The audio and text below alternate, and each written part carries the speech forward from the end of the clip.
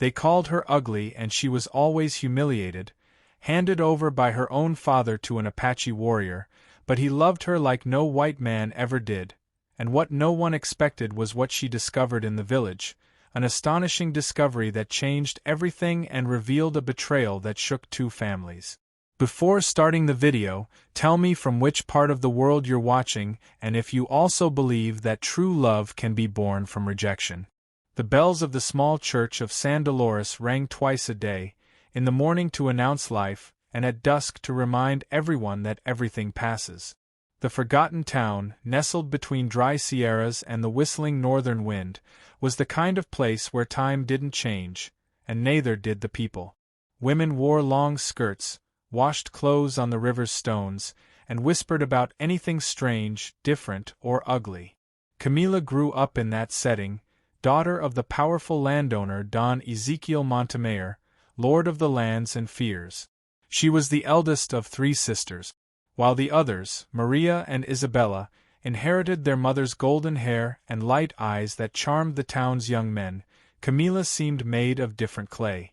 Her hair was black as coal, her eyes deep with an unsettling intensity, and her brown skin didn't glow in the sun. It simply existed, uninvited. From a young age, she heard that her beauty was on the heart, but no one seemed willing to look inside. Not the churchwomen, not the town's youths, and certainly not her own father, who saw her only as a problem to solve, a piece out of place on the board. Camila was quiet but not submissive. She sewed with perfection, sang to herself while sweeping the stone patio, and dreamed of things she didn't dare say aloud. Sometimes, when the sky turned pink before nightfall, she imagined being taken away from there, not as a bride or a prize, but as a woman loved, chosen. But no one chose Camila. Then a messenger of war arrived in the town. The Apache tribes living beyond the mountains proposed a peace treaty with the whites. Divided lands, exchanged horses, and a bride, a symbol of alliance. The chosen one by the Apaches was Nawel, a silent warrior with piercing eyes and an imposing presence. He accepted the treaty but demanded a wife from the town. The father hesitated, the councilmen exchanged glances, and Don Ezekiel, with a cold smile and dry eyes, stood up. "I have a daughter who can seal this peace." Camila overheard those words behind the half-open door, feeling the world collapse in silence. Her head spun, her soul froze. When she entered the room, her father didn't even look at her. "It's for the good of the town," he said. That night, Camila didn't cry.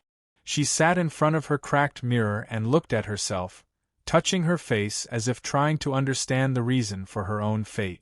Was she ugly, strange, or simply herself? 2 weeks later, the town gathered in the plaza for the handover ceremony. The bells rang, but only once. All eyes followed her, some with pity, others with relief. After all, it wouldn't be one of the pretty ones leaving. Camila wore a simple beige dress, embroidered by her own hands, with a red flower in her hair, her only act of defiance. She walked with her head held high, though her heart felt heavy as lead. Nawel was there, mounted on a brown horse, silent, imposing. His gaze showed no judgment or interest, only an ancestral calm, like someone who had already seen more than they should. When Camila stopped in front of him, no one breathed, expecting a gesture, perhaps a rejection. But he dismounted, looked into her eyes, and nodded slightly. He accepted her.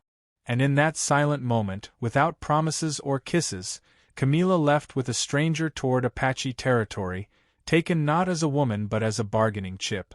She looked back one last time. No one cried, no one waved.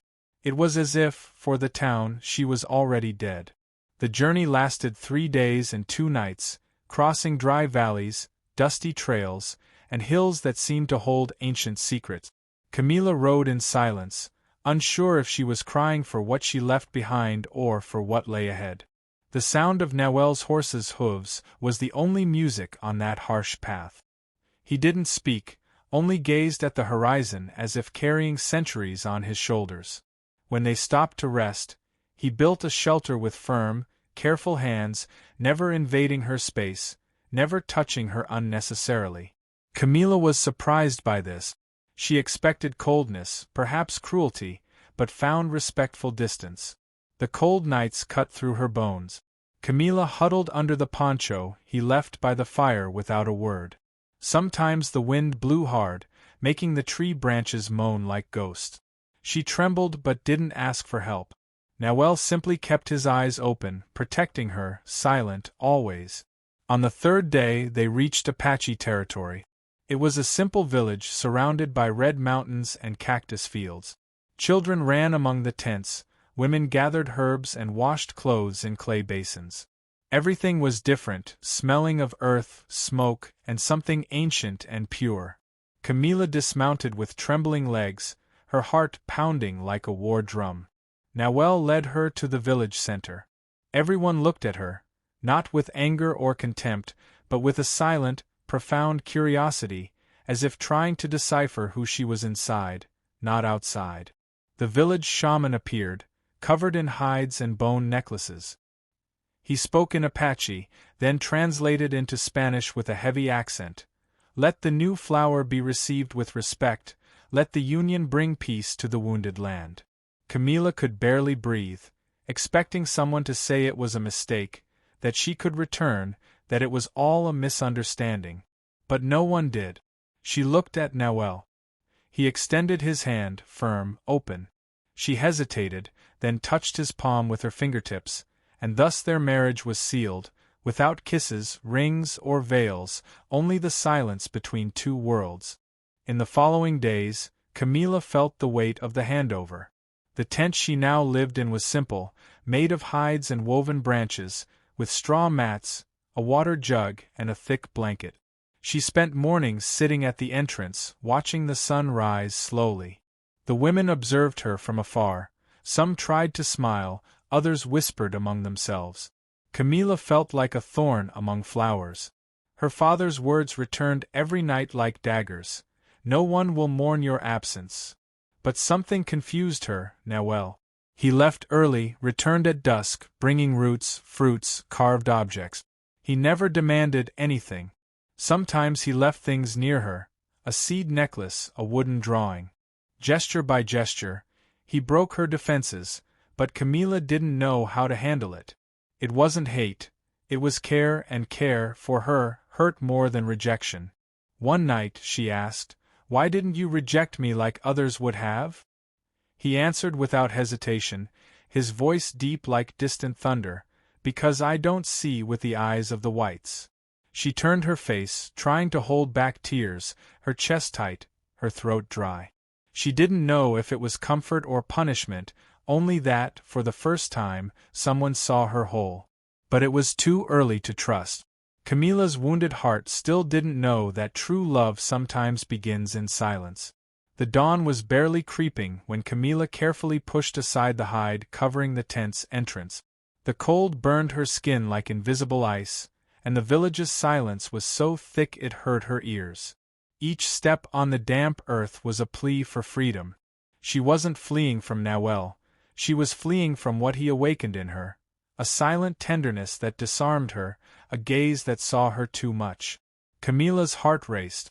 She didn't know exactly where she was going, only that she needed to get out, to breathe far from this world that seemed to want to embrace her when she still felt made to be rejected.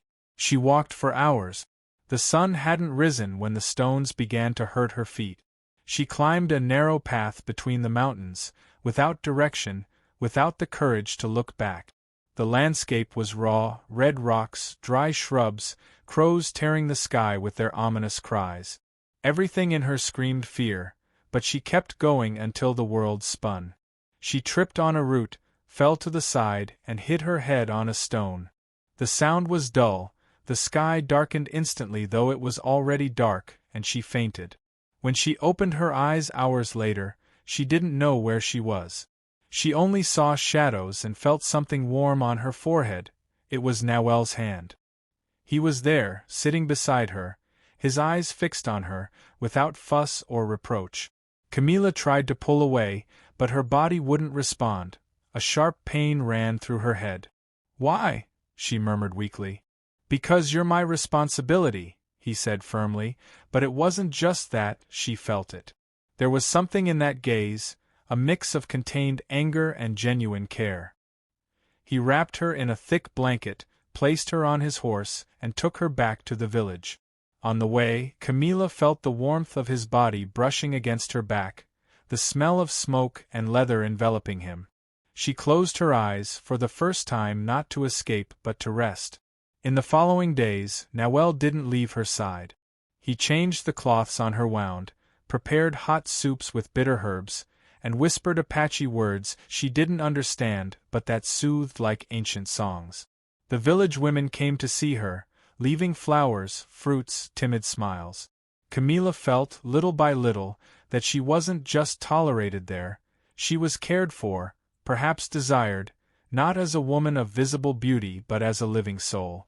One afternoon, upon waking, she found a basket with dried bark and a small wooden sculpture by her bed, a woman with her hands on her heart, and beside it, an inscription in poorly written Spanish, "Strong inside." It was from Nawel. Camilla held the object with trembling hands and cried, not from pain but from relief. For the first time, she felt she didn't have to prove anything, that she could simply be. That same night, she sat at the tent's entrance and looked at the sky. The stars shone like ancient promises. Nawel was by her side, silent, just breathing next to her, without questions, without haste. And in that silence, something new was born, not love yet, but a seed that, at the right moment, would make everything she thought she'd lost forever bloom. The days in the Apache village passed with their own rhythm, guided by the dawn and the song of birds flying over the tents. Camilla, still with a fresh scar on her forehead, began to step out of fear's shadow. For the first time, she felt time differently, not as a prison but as a slow dance teaching her something new. The village women watched her from afar at first, but over time, they approached. One of them, Yara, with serene eyes and sun-weathered skin, placed a torn blanket in Camilla's hands. "Can you sew?" she asked. Camilla didn't answer. She took the blanket, examined the fabric, and nodded slightly. That afternoon, she sat under a tree's shade and began sewing. Her fingers rediscovered the ancient rhythm of threads and needles, but there was no luxury, no silk, no father's imposition. Her hands danced freely, creating firm stitches on rough hides and pure fabric. Yara returned the next day with 2 other women, then more came, bringing torn clothes, bags to make, hides to braid. Camilla didn't talk much, but smiles began to emerge, timid. The women's eyes in the village started seeing her not as an intruder but as a sister, and with each garment she restored, Camilla seemed to mend parts of herself. In the mornings, she sat with the other women, learning to dye fabrics with roots, weave with fingers, braid with time. In the afternoons, she cooked corn, tended herbs, and sometimes sang an ancient childhood song forgotten even by herself. The children began to approach, enchanted by her sweet voice. One of them, small as a flower bud, took her hand and asked, "Are you a princess?" Camilla laughed, for the first time in a long time without fear. "No, little one, just someone who learned to stay." Nawel, as always, watched from afar, never invading, never demanding, but his eyes spoke. Camilla noticed when he smiled silently, seeing her accepted. When she passed by him carrying baskets, he simply said, "You work well." Coming from him, it was worth more than any poem. One afternoon, when a strong wind blew and raised the earth's dust, Nawel approached with a package wrapped in leather. "It's for you," he said, handing it over with firm hands. Camilla opened it carefully. Inside was a simple dress, made by him, hand-stitched. It wasn't beautiful by the town's standards, but it was strong, resistant, made with visible affection. She said nothing, just held the fabric to her chest and smiled. And there, in front of that silent man, Camilla understood she was changing, not for him, but for herself, because something in her was starting to bloom, something the town had crushed, something now breathing dignity. She was no longer the bargaining chip or the forgotten daughter. She was Camilla, a woman of strong hands, a soul in reconstruction, and a heart that, though still wounded, began to want to beat for someone, and that someone had eyes dark as the mountain night and the patience of time. It was a rare gray afternoon among the usually scorching clear skies of the mountains. A gentle breeze swept through the village as if nature breathed slower. That day, Camilla walked among the tents, carrying a basket of fabric scraps, when she saw a child running toward her. "There's a gift for you," he said, panting, handing her a small rolled-up rag. Inside was a rusty, ancient key. Camilla's heart stopped. She recognized that key. She'd seen it years ago, hanging from the neck of her father's old housekeeper. It belonged to her mother's chest, a chest that had disappeared the same day her mother was buried many years ago. Suddenly, the ground beneath her feet seemed to shift, her vision blurred, but she knew what she had to do. With the elder's permission, Camilla went to the small stone cabin Noel had helped build outside the village, a refuge used to store items traded from the whites. There, among rolled rugs and baskets of herbs, she found the chest, small, dark wood with an intact lock. Her hands trembled as she turned the key. The click echoed like a silent thunder inside her. Upon opening it, she smelled the ancient scent of dried flowers. Inside were letters, embroidered fabrics, and a diary. Camilla sat on the packed dirt floor, her heart beating like a war drum, and began to read. The handwriting was soft, round, unmistakably her mother's. The first pages spoke of her youth, dreams of escaping the town, hopes for a marriage of love. But then came the confession. "I loved a man before Ezekiel, a man with fiery eyes and a stone soul, an Apache. His name was Atson. He was my secret, my escape, my sin." Camilla held her breath, kept reading. "I ran away with him for a week, swore I'd leave everything behind, but they found me, dragged me back, and told me the shame would be hidden with silence. No one would ever know. But I was pregnant, and Ezekiel accepted out of pride, out of convenience." The words seemed to spit embers onto her chest. "My daughter was born with dark eyes and brown skin, a mark of the blood she carried. She must never know, can never know. It's my punishment, my forbidden love, my buried secret." Camilla dropped the diary, hands to her face, tears falling like heavy rain without permission. She screamed alone in the cabin, feeling the earth spin. She wasn't Ezekiel's daughter. She was an Apache's daughter. Everything made sense, her father's rejection, her sister's disdain, the way she always felt foreign in her own home. But with the pain came panic. Was Atson Noel's brother? Her head filled with memories. Noel's looks, his silence, his care. Did he know? Was he playing with her, or did he carrying that doubt too? Without thinking, she ran, reached the village with failing legs, eyes full of salt, crying. She found Noel alone, weaving leather under a tree's shade. "Who am I to you?" she shouted. He stood slowly, his eyes steady but his face tense. "I read the diary," she said, clutching the notebook to her chest. "My mother, my father, you, are we siblings?" A suffocating silence fell between them until he spoke. "I knew there was a story. The elders spoke of it, but I never had certainty. I never knew the name. And now," she whispered, her voice breaking. He approached slowly, took the diary, read one line, then another. "Atson," he murmured. "He was my uncle." Camilla exhaled sharply, her legs gave out, Noel held her. "You're not my sister, Camilla," he said firmly.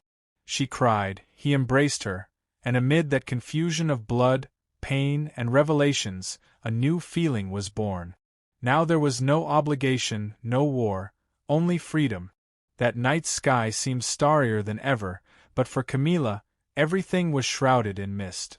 Her head still throbbed with the diary's words, with the name of the Apache who'd been her father, with the revelation that Noel wasn't her brother but the nephew of that man lost in time. She walked aimlessly, her feet dragging on the dry earth, her eyes red from crying. In the distance, the village campfire flickered like a beating heart in the dark, but she wasn't ready to return. She was stripped of everything, the identity she thought she had, the shame she'd always carried, the fear that had accompanied her since childhood. Then she heard footsteps behind her. It was Nawel, unhurried, unarmed, unmasked. He approached with the firmness of someone unafraid of silence, and stopped a hand's breadth away. "I had doubts too," he said, his voice low like the wind through the trees. "I knew Itsela had a daughter, but her name never reached me."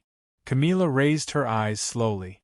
The moonlight reflected on his face, revealing something she'd never seen so clearly, contained pain, not for her, but for all they'd both lost, for a story never told. "You never imagined it?" she whispered. "I imagined it. That's why I stayed silent, why I never truly approached. If you were my sister, I preferred to keep my distance than risk hurting you with a feeling I couldn't control." Camilla closed her eyes because in that moment she understood. Nawel had loved her in silence, with care, with patience, from the first day, but he restrained himself out of fear of their blood, out of respect. "And now?" she asked, her voice breaking. "Now that we know we're not, what do we do with all this?" He didn't answer right away. He picked up a small stone from the ground, rolled it between his fingers, and said, "Now you choose." Camilla looked at the man who'd accepted her when everyone rejected her, who treated her with dignity when she only knew despise, who didn't touch her despite desiring her. "You knew I was different and still, you never looked away," she said softly, almost to herself. Nawel nodded. Then, with his eyes fixed on hers, he asked, "Do you still want to run?" She felt a knot in her throat, but it wasn't pain, it was liberation. She said nothing, took one step forward, then another, placed her hands on his face, felt the texture of his sun-marked skin, the warmth, the life. The silence that, for the first time, didn't weigh but welcomed. "No, I don't want to run any more." And there, under the ancient mountain stars, she placed her lips on his. A kiss without haste, without fear, a kiss not of possession or urgency but of choice, of two souls broken by stories that weren't theirs but now choosing to write their own. When they parted, her eyes were full of tears, but there was light in them, a light Nawel recognized. "You're the flower that bloomed on the rock," he whispered, and she smiled faintly, because she finally understanding what it meant. The beauty everyone had denied her wasn't in her face's features, it was in the courage to stand tall. The news spread like wildfire. Camila Montemayor had returned. The town of San Dolores, with its narrow streets and even narrower minds, stopped to stare. Women left their laundry tubs, men fell silent on the terraces, even the old church bell seemed to hesitate as it rang. But it wasn't the same Camila who'd left. The woman who dismounted beside Nawel wasn't the downcast girl in a drab dress and shrunken soul. She came with her head high, her hair loose in the wind, braided with red ribbons, wearing a simple linen tunic marked with tribal patterns hand-embroidered by hand. Her feet touched the ground firmly, like someone with roots and direction, and in her eyes there was fire. Her sisters, Maria and Isabella, watched from the grand house's balcony, their golden shine still there, their elegant clothes, their practiced smiles, but seeing Camilla, something in them broke. The beauty they'd always used as a shield seemed empty. "Is that really her?" Isabella whispered. "It can't be," Maria replied, but it was. She approached the house of her father. The old wooden door still creaked the same way. Don Ezekiel appeared at the entrance, his hair whiter, his face drier, his eyes the same, cold. "Why have you returned?" he asked in a harsh voice. "Out of necessity," she answered firmly. "An illness has struck the village. We've come for help, medicine, relief." The father crossed his arms. "And you think you've the right to ask for anything after shaming us?" Camilla smiled, not out of fear but as a retort. "The only one who should feel shame here is the one who handed over his daughter like a traded animal." A murmur ran through the crowd. The plaza was full, and no one dared interrupt. Nawel stood silent behind her, not out of fear but because that moment was hers. Camilla looked around, saw faces that once ignored her, now unable to look away. But it wasn't her outer beauty that hypnotized them, it was how she moved, how she spoke, how she breathed. She'd become a presence. I didn't come back to be accepted, she continued. I came back because I became more than you allowed me to be. Her sisters, silent, lowered their gazes. Don Ezekiel stepped forward, trying to regain control. You're not a Montemayor by blood, he said, spitting each word. You never were. Camilla approached slowly, calmly, and said, Thank God. She then turned to the gathered townsfolk and added, I no longer carry the name of a man who denied me. I carry the name my heart gave me, and today, he's the one who's at my side. She extended her hand to Noel, who he took it without fear. It was the first time in her life Camilla felt truly seen, and respected, completely.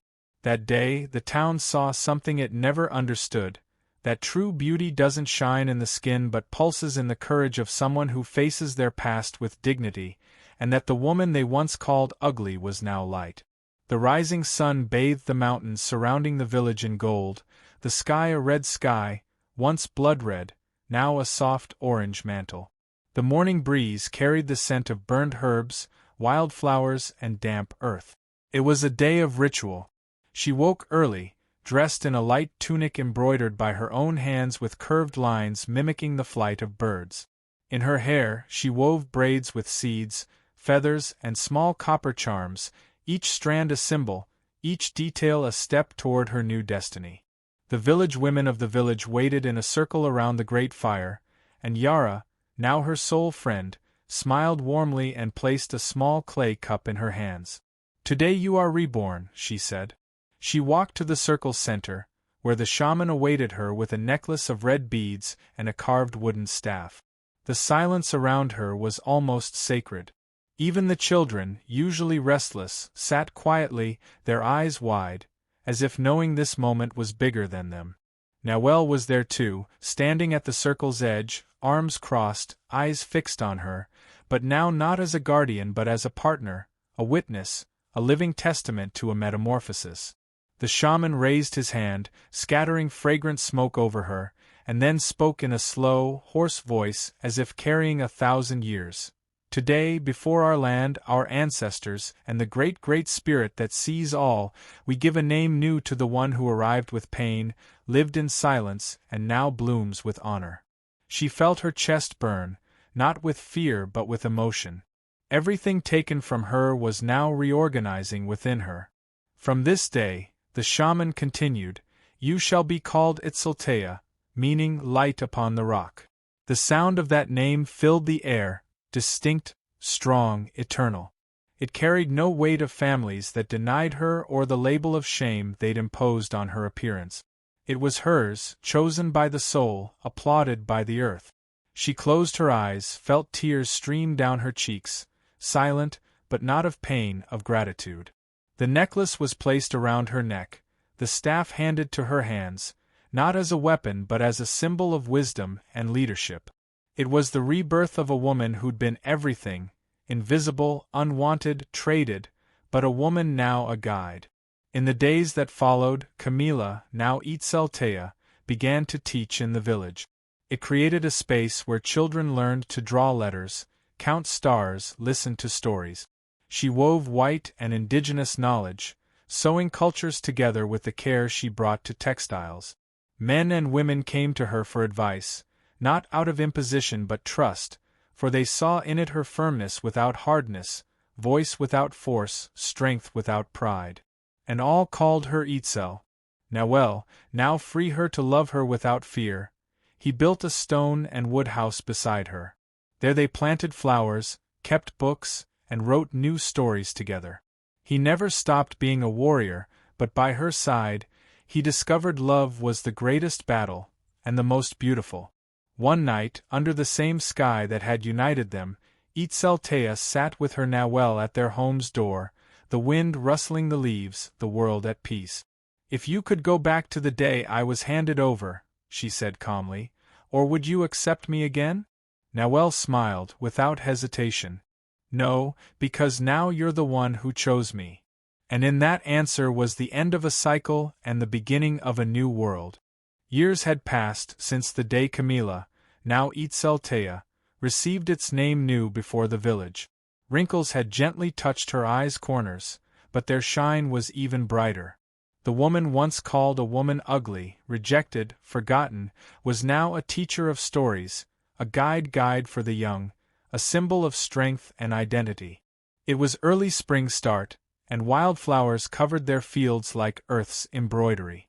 In the village center, a group of girls sat in a circle, eyes attentive, laughter free, hair tied with colorful ribbons. At their center stood a young woman, barely over her, with brown skin, long hair, and a gaze blending gentleness with firmness, opening an old book with a thick cover and yellowed pages. Today we'll hear the story of a woman born captive who became queen of her own destiny, it said, smiling. The women girls stirred excitedly, some lying on the grass, others holding friends' hands, as if they knew this story was special.